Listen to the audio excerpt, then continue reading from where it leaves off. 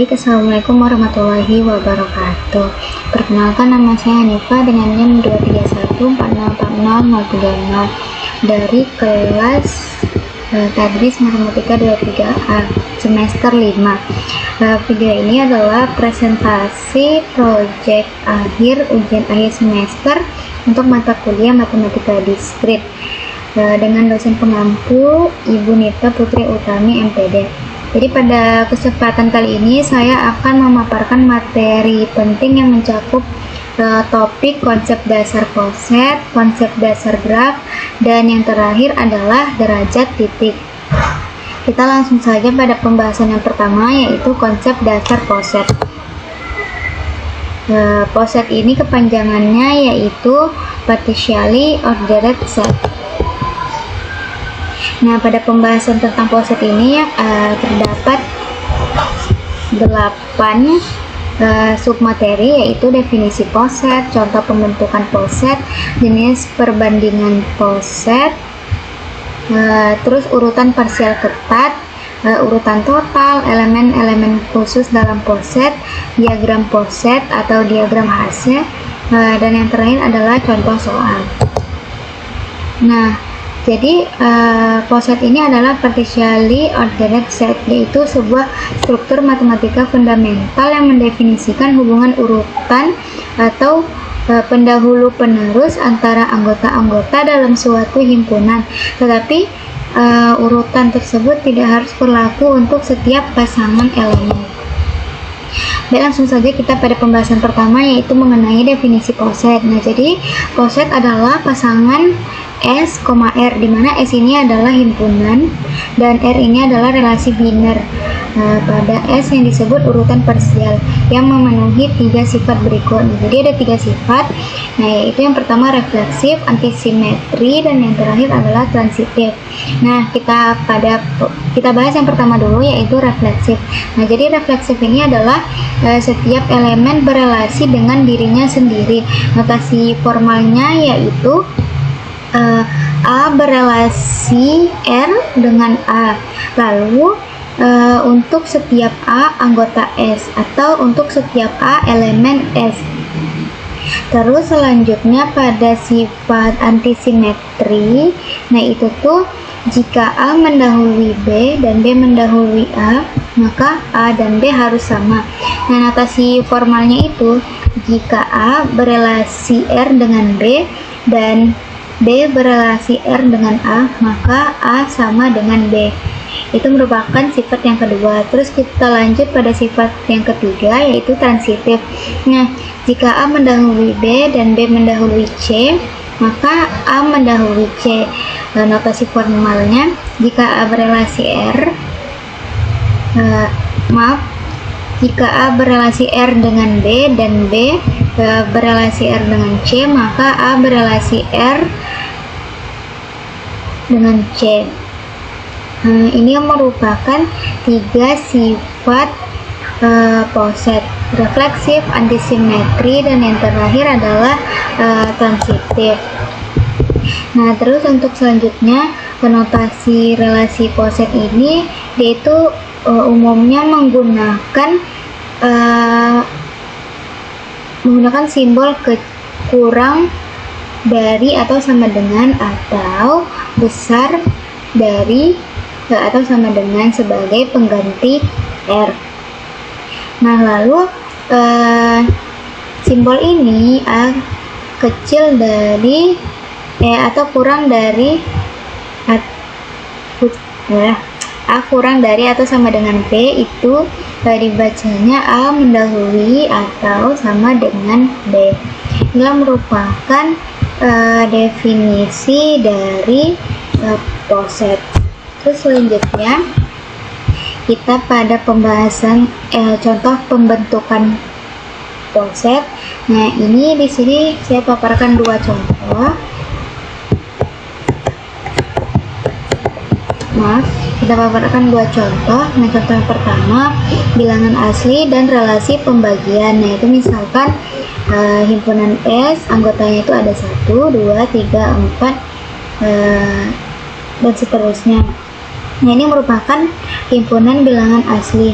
Relasi kurang dari atau sama dengan di sini didefinisikan sebagai membagi habis.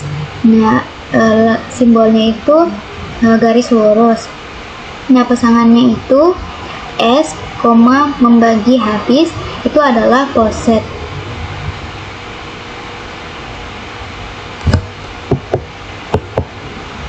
Nah, kita pada pembahasan pertama kan sifatnya itu refleksif. Nah, setiap bilangan asli membagi habis dirinya sendiri. Jadi A ini habis membagi A. Terus selanjutnya pada sifat yang kedua yaitu antisimetri. Nah, di sini tuh jika A habis membagi B dan B habis membagi A, ini hanya mungkin jika A sama dengan B. Jadi ini berlaku jika A-nya sama dengan B, jika A membagi B dan B membagi A. Nah, terus selanjutnya pada transitif. Pada transitif jika A membagi B dan B membagi C, maka A membagi C. Ini merupakan contoh 1. Terus kita ke contoh 2, yaitu himpunan kuasa dan relasi subset. Dan misalkan B itu sembarang himpunan dan PB, P ini adalah power set atau himpunan kuasa dari B. Nah, jadi relasi kurang dari atau sama dengan di sini adalah subset dari. Bacanya subset dari. Nah, pasangan PB berarti kan power set dari B, subset dari adalah poset. Nah, di sini relasi subset dari ada pada himpunan selalu memenuhi sifat refleksif, antisimetri, dan transitif. Terus selanjutnya kita pada pembahasan jenis perbandingan. Nah, di dalam poset ini S, kurang dari sama dengan dua elemen yaitu A, B, elemen S, yaitu dapat dikategorikan dua, yaitu comparable dan non comparable. Nah, kita bahas dulu pada yang pertama yaitu comparable. Nah, comparable itu berarti dapat dibandingkan. Bagaimana kita bisa membandingkan di poset ini jika dia itu berlaku A kurang dari atau sama dengan B atau B kurang dari atau sama dengan A. Jadi terdapat hubungan urutan di situ. Lalu apabila non comparable atau tidak dapat dibandingkan, itu tuh berlaku jika dia itu tidak berlaku A kurang dari atau sama dengan B dan tidak berlaku juga B kurang dari atau sama dengan A. Nah, itu tuh ditulis dengan A garis 2 itu A garis 2B. Nah, itu tuh dibaca dengan paralel. Jadi ditulis A paralel B. Jadi tidak ada hubungan urutan langsung. Jadi di diagram HC sering digunakan untuk menunjukkan elemen yang tidak dapat dibandingkan, yang tidak dapat dihubungkan oleh garis. Ini merupakan jenis perbandingan yaitu comparable dan non comparable. Terus selanjutnya kita pada urutan parsial ketat atau bahasa lainnya strict partial order. Nah, itu dinotasikan kecil dari. Nah, itu tuh bacanya benar-benar mendahului atau bisa dinotasikan kurang dari. Nah, jadi relasi ini memenuhi dua, yaitu irefleksif sama transitif. Kalau irefleksif itu tuh tidak benar bahwa A kurang dari A. Jadi artinya tidak ada elemen yang benar-benar mendahului dirinya sendiri. Sedangkan kalau transitif itu jika A kurang dari B dan B kurang dari C, maka A kurang dari C. Nah, jadi itu A kurang B itu setara dengan A kecil A kurang dari kurang dari atau sama dengan B, dan A itu tidak sama dengan B. Ini merupakan urutan parsial ketat. Terus selanjutnya kita pada urutan total. Nah, urutan total ini bisa dikatakan linear order. Nah, jadi di urutan total ini suatu poset S, kurang dari atau sama dengan disebut urutan total atau linear order atau urutan linear itu jika setiap pasangan elemen dalam S adalah comparable. Sebelumnya saya juga sudah menjelaskan bahwa comparable itu artinya dapat dibandingkan. Nah, jadi di sini tuh untuk setiap A, B anggota S atau setiap A, B elemen S berlaku A kurang dari atau sama dengan B, atau B kurang dari atau sama dengan A. Jadi poset yang memenuhi urutan total ini disebut dengan himpunan terurut linear atau rantai. Nah, selanjutnya kita akan bahas contoh dari rantai dan contoh dari tidak rantai. Nah, kita bahas dulu yang contoh rantai. Nah, di sini saya membuat dua contoh, yaitu yang pertama pasangan bilangan real, kurang dari atau sama dengan, yaitu bilangan real dengan relasi kurang dari atau sama dengan yang biasa. Nah, jadi ini adalah sebuah rantai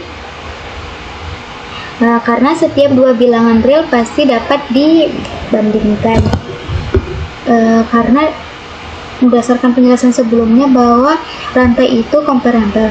Terus selanjutnya pada contoh yang kedua, terdapat himpunan A dengan anggotanya itu ada 1, 4, 16, sama 64. Nah, itu terurut oleh membagi habis. Jadi ini adalah rantai karena 1 membagi habis 4, 4 membagi habis 16, 16 membagi habis 64. Nah, jadi kalau di sini tuh diagram hasilnya dari rantai terlihat seperti garis lurus vertikal. Nah, sedangkan contoh lain yang bukan rantai adalah himpunan S yang anggotanya adalah 2, 3, 6, 12 terurut oleh membagi habis. Nah, itu tuh dikatakan bukan rantai karena 2 dan 3 adalah non-comparable, berarti tidak dapat dibandingkan. Di sini tuh 2 tidak membagi habis 3 dan 3 tidak membagi habis 2. Jadi 2 dan 3 ini tidak terhubung langsung. Lalu selanjutnya pada elemen-elemen khusus dalam poset. Nah, di sini tuh terminologi kunci dalam poset, misalkan S, kurang dari atau sama dengan adalah poset dan A subset dari S. Nah, di sini terdapat istilah dan kriteria, yaitu elemen minimal, elemen maksimal, elemen terkecil, elemen terbesar, batas bawah, batas atas, infimum, sama supremum. Maaf, ini ada kesalahan penulisan, seharusnya ini supremum. Nah, kita bahas dulu pada istilah pertama, yaitu elemen minimal, yaitu A elemen A. Nah, ini kriterianya berarti tidak ada X elemen A sehingga X kurang dari A. Nah, itu selanjutnya pada elemen maksimal, A elemen A. Jadi kriterianya itu tidak ada X elemen A sehingga A kecil atau A kurang dari X. Terus selanjutnya elemen terkecil atau least, berarti A elemen A. Nah, di sini tuh kriterianya A mendahului semua elemen di A. Di sini A kurang dari atau sama dengan X, dimana untuk setiap X elemen A. Terus elemen terbesar yaitu greatest, A elemen A, di sini tuh A mendahului semua elemen di A. Berarti X kurang dari atau sama dengan A untuk setiap X elemen A. Nah, untuk batas bawah, istilah yang kelima yaitu batas bawah lower bound, yaitu B elemen S atau B anggota S. Nah, jadi B mendahului semua elemen di A. Notasinya itu B kurang dari atau sama dengan X untuk setiap X elemen A. Nah, terus yang selanjutnya adalah batas atas atau upper bound. Nah, itu B elemen S. Jadi B itu mendahului semua elemen di A. X kurang dari atau sama dengan B untuk setiap X elemen A. Terus juga kita akan membahas infimum dan supremum. Infimum ini adalah batas bawah yang paling besar, sedangkan supremum ini adalah batas atas paling kecil. Berarti kan GLB ini berarti it is lower bound, sedangkan supremum ini adalah this upper bound. Selanjutnya kita pada pembahasan diagram Poset. Nah, diagram Poset ini kita bisa buat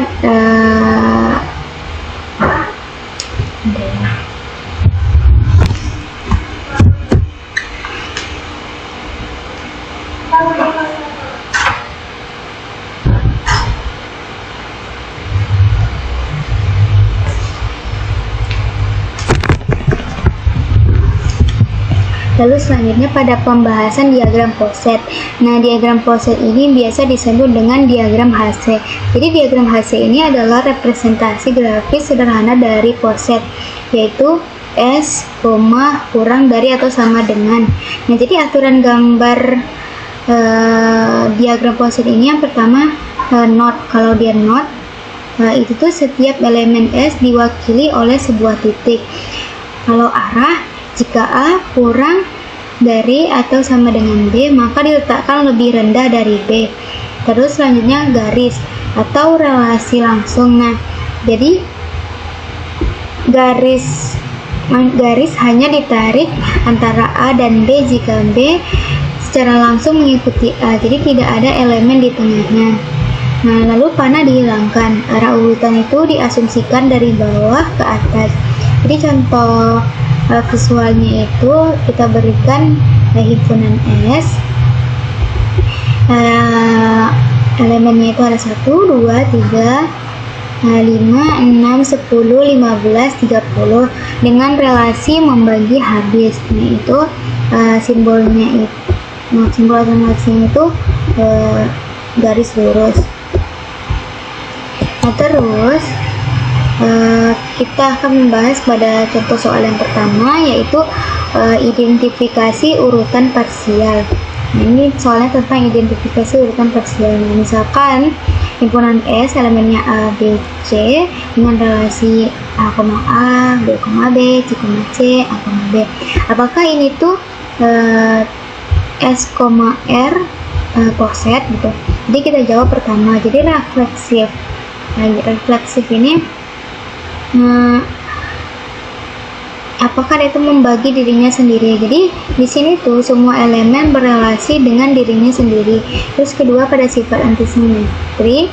Jadi di sini tuh tidak ada X, Y dan Y, X selain untuk X sama dengan Y. Terus pada sifat yang terakhir adalah transitif. Jadi hanya ada A, B. Lalu tidak ada elemen perantara. Jadi karena itu kesimpulannya ini adalah poset. Pada contoh soal kedua, tentukan comparable dan non-comparable. Nah, di sini diberikan himpunan A yang anggotanya itu 2, 3, 5, 10, 30 terurut oleh relasi pembagian atau membagi habis. Nah, itu tentukan apakah pasangan berikut comparable atau non-comparable. Nah, ini bagian A 2 dan 5 dan 5, yang B 5 dan 30. Kita jawab bagian A dulu. 2 dan 5 adalah non-comparable. Kenapa? Karena 2 tidak membagi habis 5 dan 5 tidak membagi habis 2.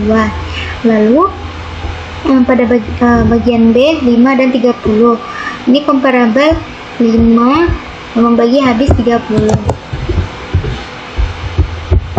Terus selanjutnya identifikasi. Soal ketiga adalah identifikasi rantai. Apakah himpunan B yang anggotanya 1, 4, 16, sama 64 terurut oleh pembagian membagi habis merupakan rantai atau urutan total.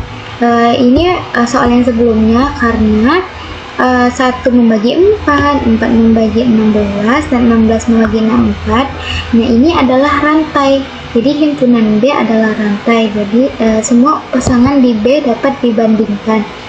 Jadi dikatakan rantai itu apabila dia tuh comparable, dapat dibandingkan. Pada contoh soal yang keempat, diagram HC. Diagram HC, ambil himpunan semua pembagi positif dari 18. Nah, terdapat himpunan D, yaitu anggotanya ada 1, 2, 3, 6, 9, 18. Pertanyaan pertama, tentukan pasangan elemen yang tidak dapat dibandingkan. Kita lihat bahwa 2 dan 3. 2 dan 3 tentu 2 tidak membagi habis 3 dan 3 tidak membagi habis 2. Kita lihat 2 dan 9. 2 dan 9, 2 tidak membagi habis 9 dan 9 tidak membagi habis 2. Lalu 3 dan 6 ini comparable. 3 dan 6 ini comparable, jadi ini dapat dibandingkan. Terus selanjutnya 3 dan 2 ini sama dengan yang ini, 2 dan 3. 3 dan 2, 2 dan 9, 3 dan 9. 3, 9 itu adalah comparable. Jadi yang benar-benar incomparable itu adalah 2 dan 3, karena 2 tidak membagi habis 3 dan 3 tidak membagi habis 2. Dan yang terakhir adalah 2 dan 9, karena 2 tidak membagi habis 9 dan 9 tidak membagi habis 2. Maaf, ini seharusnya C, jadi gambarlah diagram HC.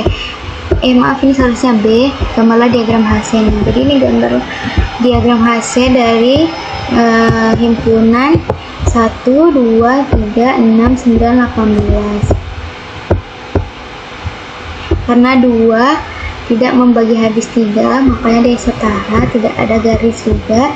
Dan 2 dan 9 tidak setara juga. Nah, tentukan semua chain maksimal.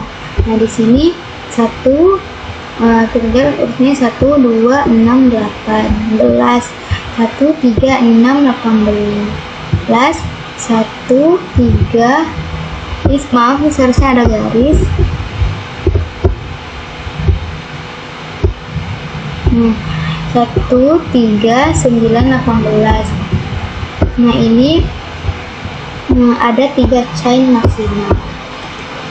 Lalu selanjutnya pada contoh soal kelima, yaitu poset koordinat atau dasar. Jadi diberikan himpunan W 0,0, 1,0, 0,1, 1,1, 2,1 dengan relasi X1 Y1, X2 Y2 jika X1 besar dari X1 kurang dari atau sama dengan X2 dan Y1 kurang dari atau sama dengan Y2. Nah, kita tentukan pasangan elemen yang tidak comparable. Kita jawab 1,0 dan 0,1. Nah, itu merupakan tidak comparable. Terus selanjutnya 1,1 dan 2,1 ini adalah comparable, jadi kita tidak usah. Makanya di sini tuh jawaban pasangan elemen yang tidak comparable itu adalah 0,1 dan 1,0, karena 0 tidak membagi habis 1 dan 1 tidak membagi habis 0. Itu merupakan pasangan elemen yang tidak comparable. Terus pada bagian B, gambarkan diagram HC. Nah, jadi karena 0,1 sama 1,0 itu tidak comparable, jadi dia itu terpisah ini jalurnya. Berarti 0,0 0,1 di sini, tapi dia setara baru 1,1, terus selanjutnya 2,1. Itu contoh soal kelima, yaitu tentukan semua elemen minimal dan elemen maksimal. Nah, di sini elemen minimalnya adalah 0,0, sedangkan elemen maksimalnya adalah 2,1. Mungkin itu saja untuk pembahasan partially ordered set. Kita akan membahas pada materi kedua, yaitu konsep dasar graf.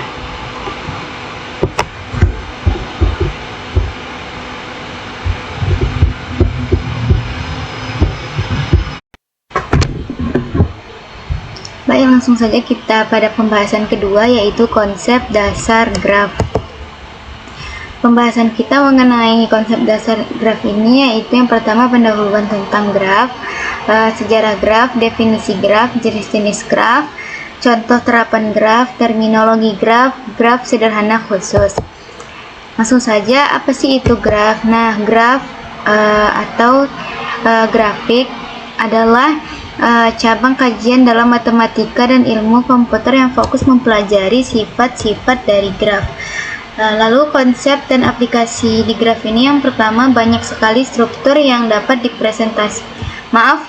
direpresentasikan menggunakan graf. Lalu banyak sekali yang dapat diselesaikan dengan bantuan analisis graf. Dan yang terakhir, yang paling penting adalah graf ini sering digunakan untuk merepresentasikan sebuah objek dan hubungannya dengan objek lain. Nah, contoh aplikasinya yaitu jaringan persahabatan, misalnya Facebook. Kalau di Facebook itu objeknya adalah para pengguna Facebook. Terus hubungannya adalah ada di antara dua pengguna jika dan hanya jika mereka berteman. Lalu langsung saja kita pada sejarah graf. Nah, terdapat sebuah kota kota Königsberg. Nah, sekarang tuh namanya Kaliningrad di Rusia. Pada abad ke-18, tepatnya 1736. Nah, itu adalah pusat perdagangan besar di Rusia yang dilintasi oleh Sungai Priga. Nah, sungai ini tuh memiliki Pulau Kneipov yang di tengahnya. Kota dan pulau tersebut dihubungkan oleh 7 buah jembatan. Lalu penduduk Königsberg menciptakan sebuah tantangan iseng. Mampukah seseorang berjalan-jalan di kota dan menyeberangi ke-7 jembatan tersebut? Nah, masing-masing itu tepat 1 kali. Lalu sebagian penduduk kota sepakat bahwa memang tidak mungkin melalui setiap jembatan itu hanya sekali dan kembali lagi kita tuh ke tempat asal mula keberangkatan. Nah, tapi itu nggak bisa dijelaskan kenapa nggak bisanya. Jadi tuh mereka hanya mencoba-coba gitu. Nah, jadi pada tahun 1736 seorang matematikawan Swiss yaitu Leonhard Euler. Nah, itu tuh dia adalah orang pertama yang berhasil menemukan jawaban masalah itu dengan pembuktian yang sederhana. Dia menggunakan graf untuk menyelesaikan masalah ini. Nah, jadi ini terdapat 7 buah jembatan yang mana kalau di dalam graf itu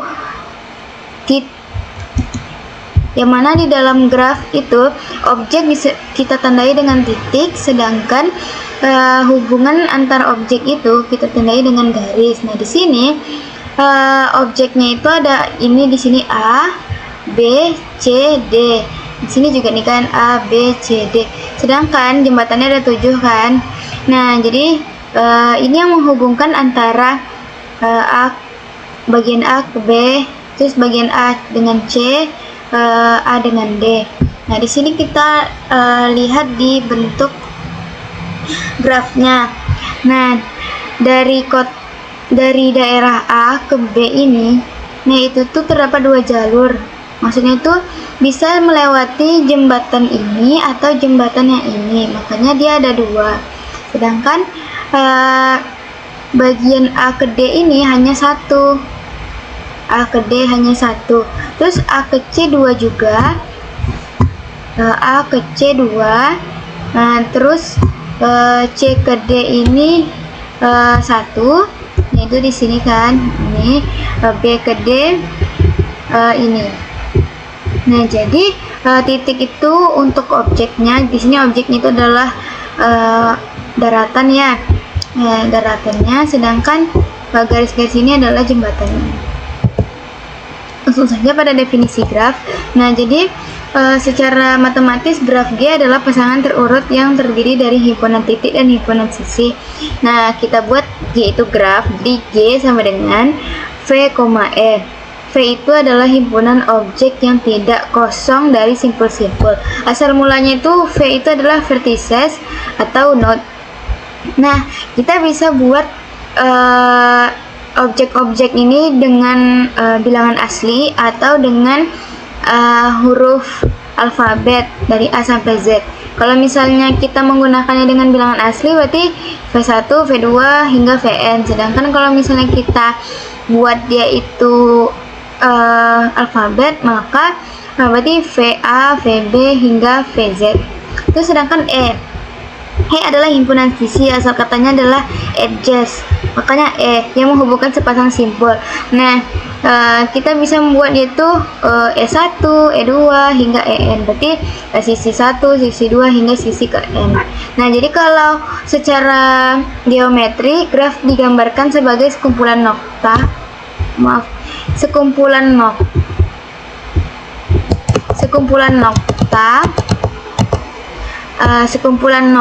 atau simpul atau vertex di dalam bidang dwimatra yang dihubungkan dengan sekumpulan garis atau sisi. Nah, ini merupakan salah satu contoh dari graf. Nah, kita akan bahas tiga graf ini. Pada graf yang pertama adalah graf himpunan simpul V dan simpul sisi E. Nah, itu V itu kan V itu adalah simpul. Nah, di sini simpulnya kan ditandai dengan titik. Nah, itu 1, 2, 3, 4, 5. Maaf, ini ada kesalahan. Ini seharusnya ada 5. Nah, maaf, ada kesalahan. Nah, terus E-nya itu ada kan sisi 1, 2, sisi 1, 5, sisi 2,3, 3,4, terus 4,5. Nah, ini pada graf kedua kita lihat ada berapa titiknya di sini, yaitu ada A, B, C, D. Jadi simpulnya itu ada 4, yaitu A, B, C, D. Terus sisinya itu tuh kita lihat di sini. Berarti sisinya ada sisi AB ada 2 kan, A, B, A, B. Lalu kita buat sini A, C ada 2 juga. Terus yang ini A, D, lalu B, D sama C, D. Nah, A, B ini kan E3, E4. Terus A, C ini E1, E2. Terus E6 ini adalah AD kan. Nah, lalu BD-nya itu E5, dan terakhir adalah CD itu E7. Nah, ini kan tak berurutan. Kalau kita mau buat E1, E2, E3, E4, E5, E6, E7 itu boleh. Nah, berurutan. Nah, selanjutnya G1, G3 ini graf ketiga. Di sini terdapat V1, V2, V3, V4, V5. Nah, sisinya itu ada E1, E2, E3, E4, E5, E6, E7. Jadi sisinya ada 7, sedangkan simpulnya itu ada 5. Langsung saja kita pada jenis-jenis graf. Nah, jenis-jenis graf ini dibagi pula dua golongan. Ada jenis-jenis graf yang berdasarkan ada tidaknya gelang atau sisi ganda pada suatu graf. Nah, itu tuh digolongkan menjadi 2, yaitu graf sederhana dan graf tidak sederhana. Sisi pada graf berorientasi arah. Kalau berdasarkan orientasi arah itu tuh terdapat 2, graf berarah dan graf tidak berarah. Kita pada pembahasan yang pertama, yaitu graf sederhana dan graf tidak sederhana. Nah, graf sederhana ini graf yang tidak memiliki gelang maupun sisi yang berulang, disebut graf sederhana. Jadi graf di samping ini adalah salah satu contoh graf sederhana yang menggambarkan sebuah jaringan komputer. Pada graf tersebut simpul mewakili perangkat-perangkat komputer, sedangkan sisi menunjukkan jalur telepon yang digunakan untuk melakukan komunikasi. Jalur telepon tersebut bersifat 2 arah sehingga sisi UV identik dengan VU. Graf sederhana V, E dapat didefinisikan sebagai himpunan V berisi simpul-simpul yang tidak kosong dan E sebagai himpunan pasangan berbeda yang tidak berurutan, yang disebut dengan sisi. Nah, lanjut saja pada graf tidak sederhana. Kalau tadi graf sederhana dia tuh yang tidak mengandung sisi ganda dan gelang.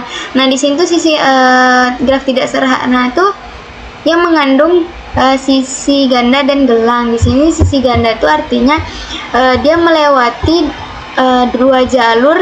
Misalnya dari kota A ke kota B itu terdapat dua jalur berbeda. Ini karena titik awal sama titik akhirnya itu kan sama tujuannya kan, awal mula berangkatnya sama akhirnya itu sama. Nah, kok tujuannya itu sama. Nah, jadi tapi terdapat dua jalur. Nah, jadi itu merupakan graf ganda. Sedangkan graf semu atau yang ada gelang atau loop, nah ini adalah nih yang E1 ini. Ya, dia berangkat dari V2 kembali lagi ke V2. Ini yang disebut dengan gelang.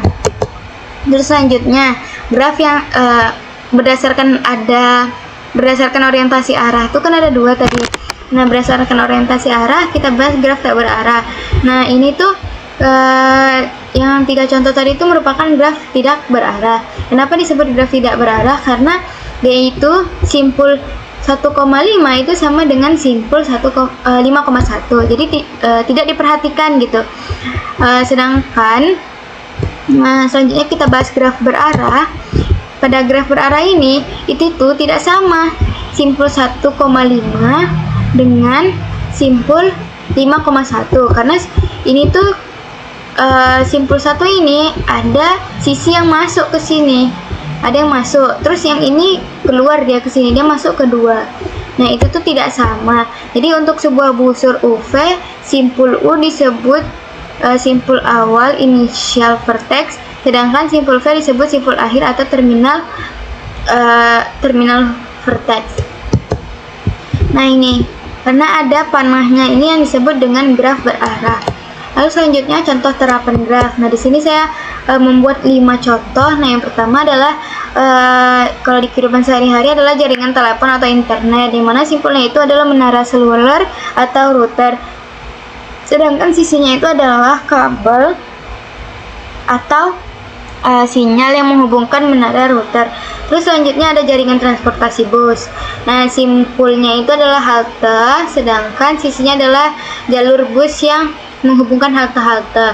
Nah, terus rute penerbangannya itu simpul itu bandara, sedangkan sisinya itu adalah penerbangan langsung antar bandara. Lalu keempat adalah sistem elektronik. Simpulnya itu adalah komponen elektronik, sedangkan sisinya adalah kabel atau jalur sirkuit yang menghubungkan komponen. Lalu yang kelima, diagram organisasi sekolah. Nah, diagram organisasi sekolah ini simpulnya adalah jabatan atau posisi, misalnya kepala sekolah, lalu guru dan siswa. Sedangkan sisinya itu adalah hubungan pelaporan atau koordinasi antar posisi. Baik, kita bahas terminologi graf. Nah, yang pertama adalah simpul bertetangga. Kita lihat ini graf. Pada graf 1 ini pada simpul 1 dia itu bertetangga dengan simpul 2 sama simpul 5. Nah, tapi dia tuh nggak bertetangga dengan simpul 4 ataupun simpul 3. Nah, ini karena simpul 1 sama simpul 5 ini berhubungan dia, makanya dia itu bertetangga. 1 dan 2 juga. Nah, sedangkan 1 sama 4 kan tidak ada hubungan langsung kan. Nah, jadi dia itu tidak bertetangga. Selanjutnya bersisian. Nah, jalur E1 dikatakan bersisian dengan simpul V jika jalur E1 menghubungkan simpul V ke simpul lain. Nah, pada E1 ini ya, E1 itu kan merepresentasikan hubungan antara titik A dengan C kan. Jadi dia tuh bukan merepresentasikan titik A dengan D atau C dengan D. Jadi dia itu merepresentasikan A dan C. Lalu selanjutnya adalah simpul terpencil. Nah, simpul terpencil ini dia itu simpul yang tidak bertetangga. Nah, pada gambar graf di samping ini, simpul V6, ini V6 dan V7 itu adalah simpul terpencil karena dia itu tidak ada yang bertetangga dengannya. Karena tidak ada hubungan di sini kan. Nah, makanya itu disebut dengan simpul terpencil. Lalu selanjutnya derajat. Nah, derajat pada sebuah simpul graf tak berarah itu tuh adalah jumlah jalur yang bersisian dengan simpul tersebut. Jumlah jalur yang bersisian kayak V1 jumlah jalurnya cuma 1, V1 ke V5 hubungannya kan. Nah, makanya di sini derajatnya kita bisa buat notasinya itu D. Jadi D V1 itu 1 jalurnya kan, DV2 itu adalah ada 2 jalurnya, berarti ke sini sama ke sini. Nah, DV3 juga ini 1 2, DV4 adalah ke sini sama ke sini juga. Jadi itu sama dengan 2. DV5 yaitu DV5 mana ya? Ini DV5 itu ada 3, yaitu ke sini dia, ke sini sama ke sini. DV6 itu dia nggak ada jalur kan, makanya dia itu derajatnya itu 0. Nah, lanjut pada graf kosong. Nah, tentu kalau graf kosong ini berarti graf yang tidak memiliki sisi sama sekali, meskipun itu masih memiliki sejumlah simpul. Mau ada simpulnya ada 100 pun, kalau dia tidak ada simpul, kalau dia tidak ada sisi, maka dia itu dikatakan graf kosong. Ini berarti simpulnya 1, ini 2, ini 3, ini 4, tapi dia tuh tak ada sisi, makanya dia disebut graf kosong. Lanjut kita pada sirkuit. Nah, jadi graf sirkuit dalam teori graf disebut dengan cycle graph. Nah, itu adalah graf sederhana yang membentuk suatu lingkaran tertutup. Nah, di mana setiap simpul terhubung dengan tepat 2 simpul lainnya dan jalur kembali ke simpul awal tanpa mengulang sisi. Nah, jadi di sini itu sirkuit itu dia tuh memiliki derajatnya 2, maksudnya itu 2 jalur, berarti ini 1, 2, setiap simpulnya itu memiliki 2 jalur. Terus juga tidak ada simpul yang berdiri sendiri, tidak ada yang tidak ada yang tidak ada yang tidak memiliki sisi. Terus tidak ada percobaan, tidak ada percabangan, maksudnya tidak ada jalur ganda. Nah, terus jalur yang dilalui mulai dari simpul manapun akan kembali ke titik awal. Lalu selanjutnya di sirkuit ini kan terdapat 4 simpul dan 4 sisi. Ini merupakan graf sederhana karena kan nggak ganda sama nggak loop. Nah, terus terhubung sempurna. Nah, derajatnya 2 dan struktur grafnya stabil dan simetris. Nah, terus selanjutnya adalah terhubung. Nah, terhubung ini berarti graf dalam graf tak berarah, graf dikatakan terhubung jika pada setiap simpulnya terdapat sisi yang menghubungkannya, dan untuk setiap sisi tersebut mendapat sisi yang dapat mencapainya. Dalam graf berarah, graf dikatakan terhubung jika graf tak berarahnya juga terhubung. Nah, di sini graf A sama graf B adalah graf terhubung, sedangkan graf C, graf D, graf E itu adalah graf tidak terhubung. Lalu selanjutnya kita bahas subgraf dan komplement subgraf. Nah, jadi kita bisa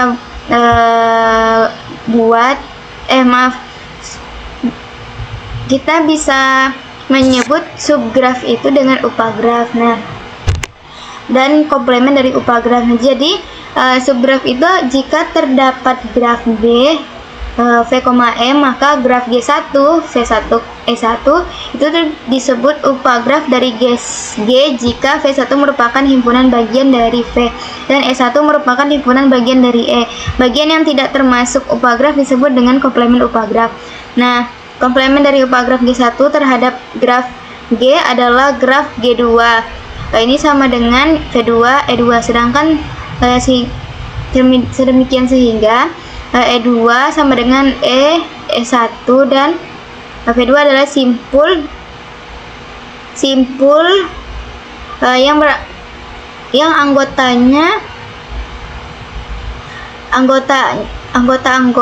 E2 bersisian dengannya.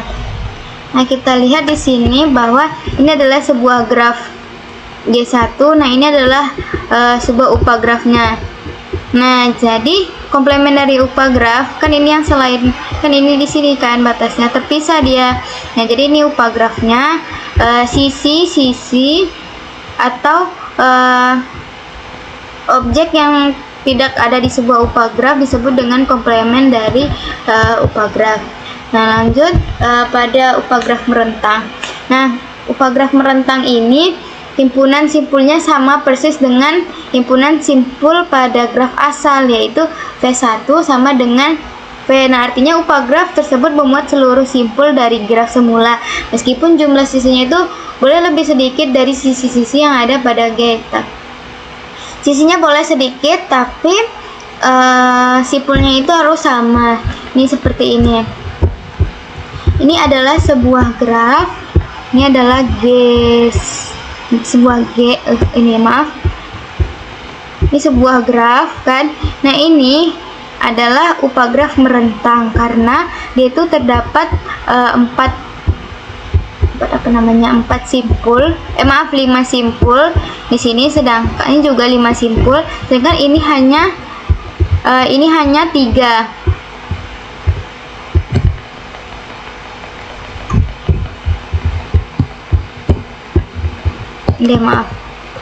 Sedangkan ini hanya 3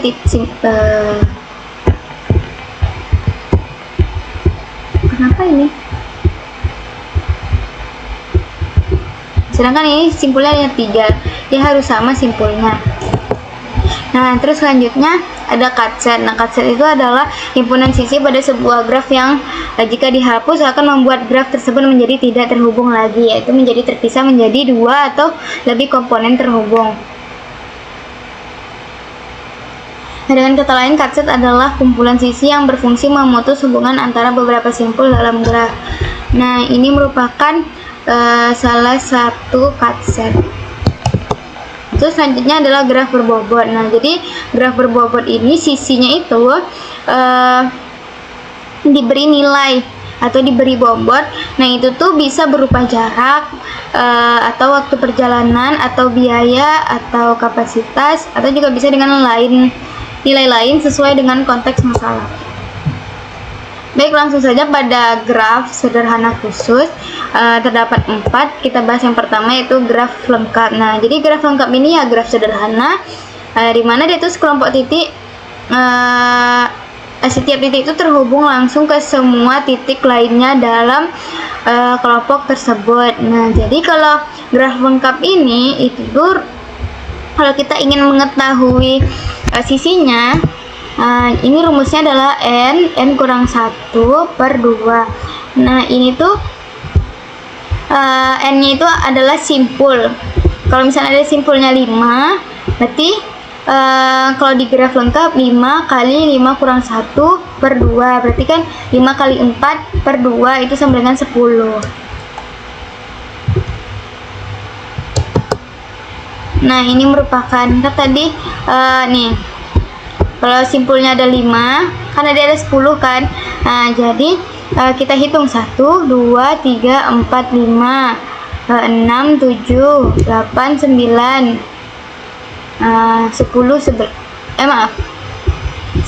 2, 3, 4, 5, 6, 7, 8, 9, 10. Nah, terus selanjutnya graf lingkaran. Jadi graf lingkaran ini adalah graf sederhana yang setiap simpulnya berderajat 2. Nah, graf lingkaran dengan n simpul dilambangkan dengan CR. Nah, ini berderajat 2 karena jalurnya cuma 2 nih. Nih kita buat titik di sini. Nih. Nah, ini jalurnya cuma 2, terus di sini jalurnya juga cuma 2, terus di sini jalurnya cuma 2, ini juga 2. Ini pun. Nah.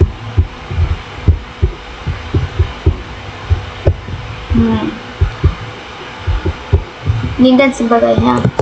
Selanjutnya pada graf teratur. Nah, graf yang setiap simpulnya mempunyai derajat yang sama disebut graf teratur. Apabila derajat setiap simpul adalah R, maka graf tersebut disebut sebagai graf teratur pada graf teratur derajat R. Jadi, jumlah sisi pada graf teratur adalah NR per 2. Nah, terus graf G yang himpunan simpulnya dapat dipisah menjadi dua himpunan bagian V1 dan V2. Ini adalah graf Biarpit ya. Jadi sedemikian sehingga setiap sisi pada G menghubungkan sebuah simpul di V1 ke sebuah simpul di V2 disebut graf bipartit dan dinyatakan sebagai G V1 V2. Nah, ini contohnya lain.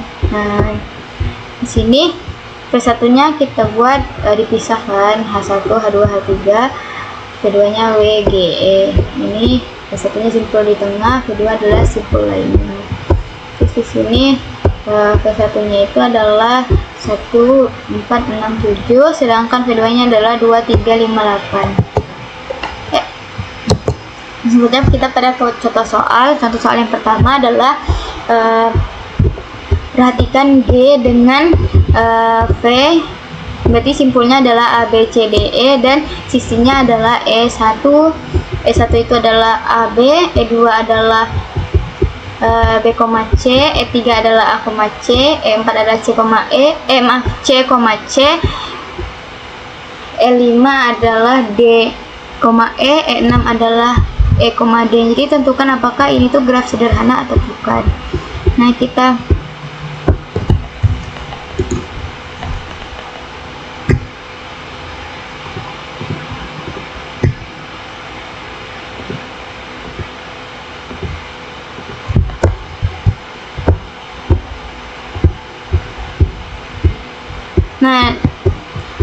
karena penanya tidak bisa, kita jelaskan aja. Nah, apakah di sini graf sederhana? Kita lihat di sini. Apakah ada sisi ganda di sini? Nah, kita lihat AB. Tidak ada yang sisi lain E3 atau E berapa yang AB juga. Dan E2 juga tidak ada yang BC juga. Lalu A3, E3, AC tidak ada di sini AC juga. Jadi ini merupakan tidak graf ganda. Kita lihat apakah dia loop. Nah, kita perhatikan ini ada simpul C, kembali lagi dia tuh ke simpul C. Ini merupakan sisi gelang atau loop atau graf semu. Jadi ini tentukan apakah G adalah graf sederhana. Tidak, karena dia memiliki E4-nya itu adalah gelang atau graf semu. Jadi graf bukan sederhana. Graf sederhana tidak boleh memiliki loop dan sisi ganda. Nah, di sini tuh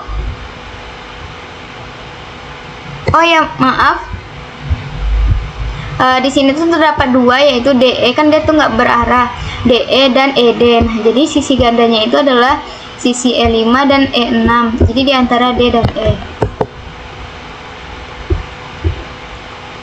Lalu selanjutnya graf berikut menggambarkan koneksi jalan antar wilayah. Nah, ini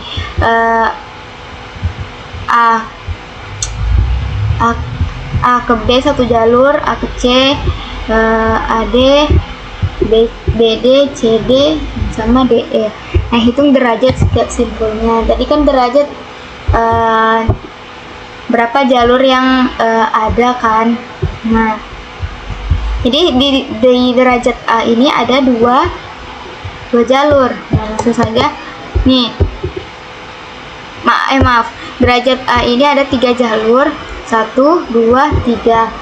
Nah, kita bisa buat dengan dek A atau D aja, D dalam kurung A.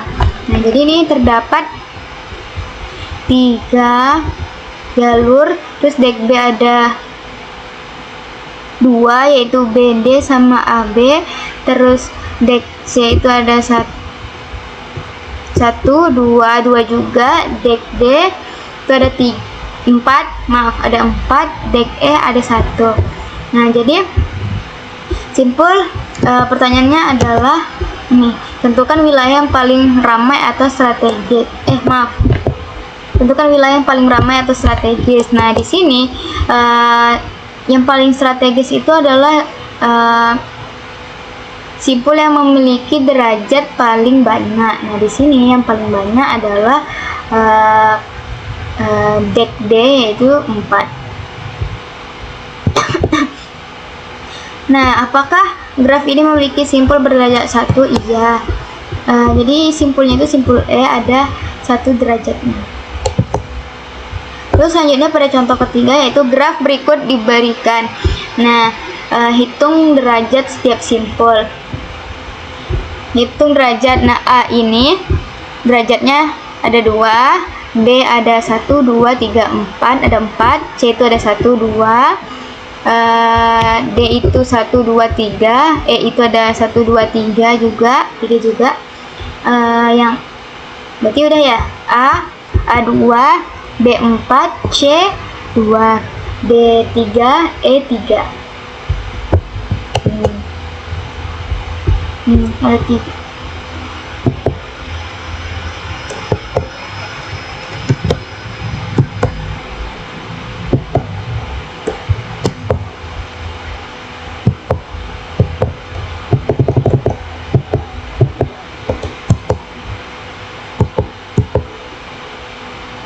Nah, tentukan wilayah yang paling ramai atau strategis. Nah, di sini graf G ini adalah memiliki simpul berderajat. Graf G ini adalah yang memiliki derajat 1 itu tidak ada. Jadi tidak ada yang berderajat 1. Nah, terus selanjutnya soal keempat, di sebuah konferensi ilmiah ada 7 peneliti yang semuanya saling berkenalan satu sama lain. Jadi setiap peneliti saling berjabat tangan 1 kali. Nah, modelkan situasi ini ke dalam graf, tentukan jenis grafnya, terus berapa jumlah sisi pada graf tersebut, terus yang terakhir adalah berapa derajat masing-masing simpul. Nah, simpul ini kita buat peneliti, sedangkan sisi adalah saling mengenal. Nah, kita buat V itu atau simpul itu adalah peneliti, atau sebagai objek dia kan. Nah, itu sisinya yang menghubungkan antar peneliti itu saling mengenal. Nah, terus tentukan jenis grafnya. Jadi ini adalah graf lengkap dengan kita buat bisa dengan K7. Nah, terus selanjutnya berapa jumlah sisi pada graf tersebut. Nah, sisinya itu berarti kan N kurang 1 per 2. Nah, di sini N nya itu ada 7, berarti 7 kurang 1 per 2, berarti 7 kali 6 per 2, sama dengan 21. Nah, setiap simpul, pertanyaan terakhir berapa derajat gitu kan. Setiap simpul memiliki derajat N kurang 1, yaitu 7 kurang 1 sama dengan 6, karena dia itu graf lengkap. Nah, terus selanjutnya, soal terakhir, sebuah taman kota memiliki jalur jogging memutar yang melewati 8 pos pemeriksaan. Nah, jalur tersebut membentuk lintasan melingkar sehingga setiap pos terhubung dengan pos sebelumnya dan sesudahnya. Nah, kita modelkan dia ke dalam graf, lalu jenis graf apa, berapa derajat tiap pos, terus berapa banyak sisi pada graf. Nah, di sini tuh simpul itu sama dengan pos, sedangkan sisi itu adalah jalur antar pos.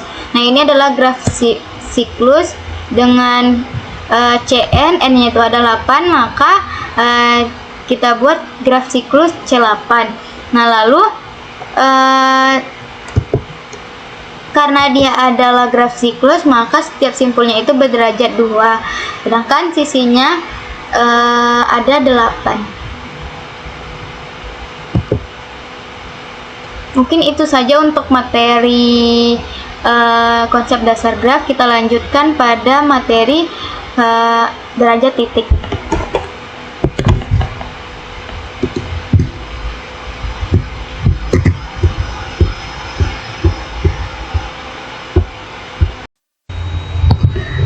Baik, kita akan melanjutkan pembahasan yang ketiga mengenai derajat titik.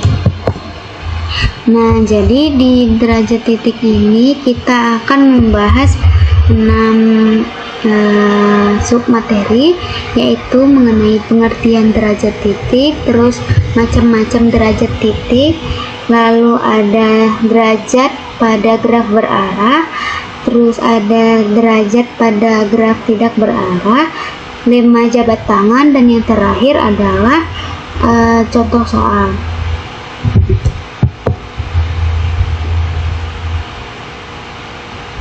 Baik, langsung saja kita pada materi yang pertama mengenai definisi. Jadi derajat titik ini adalah banyaknya sisi yang bersisian dengan suatu titik dalam sebuah graf.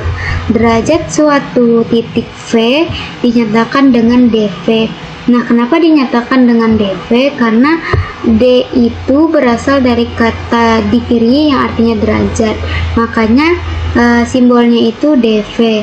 Pada graf tidak berarah, setiap sisi yang terhubung ke titik V dinyatakan 1, sedangkan sebuah loop atau gelang pada titik tersebut dihitung 2 karena bersinggungan 2 kali dengan titik yang sama.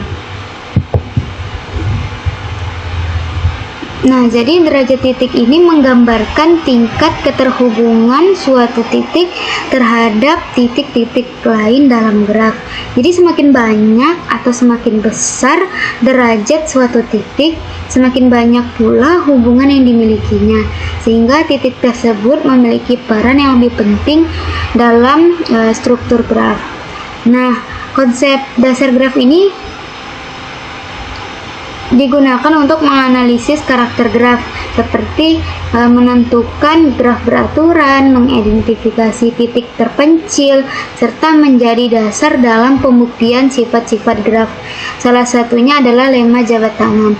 Nah, kita akan membahas lemma jabat tangan juga di akhir.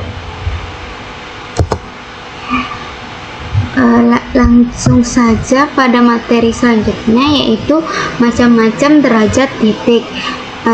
Yang pertama, derajat minimum atau minimum degree.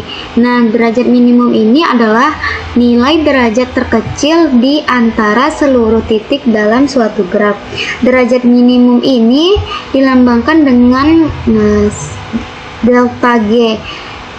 Nilai ini menunjukkan tingkat keterhubungan terendah yang dimiliki oleh suatu titik dalam graf. Nah, selanjutnya ada derajat maksimum atau maksimum degree. Derajat maksimum ini adalah nilai derajat terbesar dari semua titik dalam graf. Derajat maksimum dilambangkan dengan delta G. Titik dengan derajat maksimum biasanya merupakan titik yang paling banyak terhubung dengan titik lainnya. Terus selanjutnya ada barisan derajat, yaitu degree sequence. Nah, jadi barisan derajat ini adalah susunan derajat seluruh titik dalam graf yang biasanya ditulis dari nilai terbesar ke nilai terkecil. Barisan ini digunakan untuk menggambarkan distribusi derajat dalam graf dan juga membantu menentukan kemungkinan terbentuknya suatu graf. Terus selanjutnya ada derajat masuk sama derajat keluar. Nah, kalau derajat masuk ini atau in degree itu adalah istilah dalam teori graf berarah atau directed graph yang merujuk pada jumlah sisi atau busur yang menuju atau berakhir pada sebuah titik atau simpul tertentu. Nah, ini tuh mengukur seberapa banyak masuknya koneksi ke simpul tersebut, berlawanan dengan derajat keluar atau odd degree yang merupakan jumlah sisi yang berawal dari simpul itu. Nah, selanjutnya ada derajat keluar atau odd degree. Nah, ini adalah jumlah sisi yang keluar dari suatu titik. Derajat ini menunjukkan banyaknya hubungan yang berasal dari titik tersebut menuju titik lain. Nah, terus selanjutnya ada derajat total. Nah, derajat total pada graf berarah merupakan jumlah dari derajat masuk dan derajat keluar suatu titik. Derajat total memberikan gambaran keseluruhan keterhubungan titik dalam graf berarah. Itu merupakan penjelasan mengenai derajat total. Sedangkan terdapat gelang atau loop. Nah, jadi gelang atau loop ini adalah sisi yang berawal dan berakhir pada titik yang sama. Dalam perhitungan derajat titik, suatu gelang dihitung sebagai 2 derajat. Kenapa demikian? Karena sisi tersebut bersisian dengan titik yang sama pada dua ujungnya. Jadi keberadaan gelang pada suatu graf ini menyebabkan derajat suatu titik menjadi lebih besar meskipun jumlah sisi pada graf relatif sedikit. Baik, langsung saja pada contoh yang pertama, yaitu derajat minimum. Nah, ini soalnya adalah jika derajat semua simpul adalah dA sama dengan 4, dB sama dengan 1, dC sama dengan 2, maka sigma G sama dengan 1, karena itulah simpul yang paling terkecil. Sedangkan kalau pertanyaannya adalah simpul yang maksimal, nah kalau dari dA sama dengan 4, dB sama dengan 1, dC sama dengan 2, maka delta G nya itu sama dengan 4. Jika derajat nah, selanjutnya yang ketiga yaitu mengenai barisan derajat atau degree sequence. Nah, jika derajat suatu simpul adalah dA sama dengan 4, dB sama dengan 1, dC sama dengan 2, maka barisan graf tersebut adalah 4, 2, 1. Maaf, ini ada kesalahan, seharusnya tidak memakai 3. Jadi hanya 4, 2, 1. Jadi barisannya itu ditulis dari derajat terbesar ke derajat terkecil. Terus selanjutnya pada contoh yang keempat yaitu derajat masuk. Nah, di derajat masuk ini misalkan terdapat busur A ke B, C ke B, lalu ada D ke B, maka derajat masuk titik B ini adalah 3. Kenapa? Karena terdapat 3 busur yang menuju ke titik B. Jadi A ini ke B, C ini ke B, D ini ke B. Jadi derajat masuk titik B ini adalah 3. Karena A, C, D itu masuknya itu ke B. Nah, terus selanjutnya pada contoh yang kelima yaitu tentang derajat keluar. Misalkan terdapat busur B ke A, B ke C. Nah, maka derajat keluar titik B adalah itu 2. Kenapa 2? Karena terdapat 2 busur yang keluar dari titik B. Jadi B ini keluar ke A, terus B ini keluar ke C. Jadi yang keluar ada 2. Nah, itu merupakan macam-macam derajat titik beserta contohnya. Nah, terus selanjutnya kita akan bahas pada materi selanjutnya yaitu derajat pada graf tak berarah. Nah, pada graf tidak berarah ini derajat titik V dinotasikan dengan dV. Degree V itu adalah jumlah sisi yang bersisian dengan titik V. Setiap sisi V yang menghubungkan dengan titik lain akan menambah derajat sebesar 1. Jika terdapat loop atau gelang pada titik, yaitu sisi yang menghubungkan titik dengan dirinya sendiri, maka loop tersebut dihitung sebagai 2 dalam perhitungan derajat. Nah, jadi rumusnya itu dV sama dengan jumlah sisi yang menempel pada V ditambah 2 kali jumlah loop pada V. Nah, langsung saja pada contoh soalnya, yaitu tentukan derajat pada setiap simpul. Nah, dV1 ini ada 3 derajatnya karena jalurnya ada 3, 1, 2, 3. Terus dV2 ini ada 1, 2. Nah, terus karena dia ada loop, nah ditambah 2. Jadi 2 tambah 2 sama dengan 4. dV3 ini terdapat 3 derajatnya, dV4 juga 3, dV5 itu hanya 1. Nah, baik, pada materi selanjutnya mengenai derajat pada graf berarah. Nah, tentukan derajat setiap simpul. Nah, di sini terdapat OD sama ID. OD ini adalah odd degree, ID adalah in degree. Nah, jadi odd degree ini adalah yang keluar. Nah, jadi pada V1 yang keluar itu 1, 2, makanya kita buat 2. Sedangkan yang in juga 2, 1, 2. Jadi odd degree-nya itu, odd degree dari V1 itu adalah 2, sedangkan in degree itu ada 2 juga. Terus pada V2 yang masuk itu ada 1, yang keluar juga ada 1. Jadi odd degree V2 1, in degree V2 sama dengan 1. Terus pada V3 ini tuh 1 masuk, 1 keluar. Nah, jadi di OD V3 ini sama dengan 1, ID V3 sama dengan 1. Nah, terus selanjutnya pada V4. V4 adalah yang masuk ini ada 1, 2. Maaf, ini ada kesalahan, ini seharusnya 1. Oh ya, maaf, OD nya 2, sedangkan ID nya itu juga 2. Ini 1, 2, 1, 2, jadi sama-sama 2. Nah, terus selanjutnya ada OD di V5. V5 ini 1 masuk, 1 keluar. Jadi OD V5 sama dengan 1, ID V5 sama dengan 1. Nah, jadi ini total masuk sama total keluar ini sama. Jadi derajat yang keluar ini ada 2 tambah 1, 3, 4, 6, 7. Sedangkan yang masuk juga 7. Nah, ini merupakan derajat pada graf berarah. Terus selanjutnya ada lemma jabat tangan. Nah, lemma jabat tangan ini sudah disinggung tadi pada materi awal. Jadi apa sih itu lemma jabat tangan? Nah, jadi lemma jabat tangan ini menyatakan bahwa jumlah seluruh derajat titik dalam suatu graf sama dengan 2 kali jumlah sisi graf tersebut.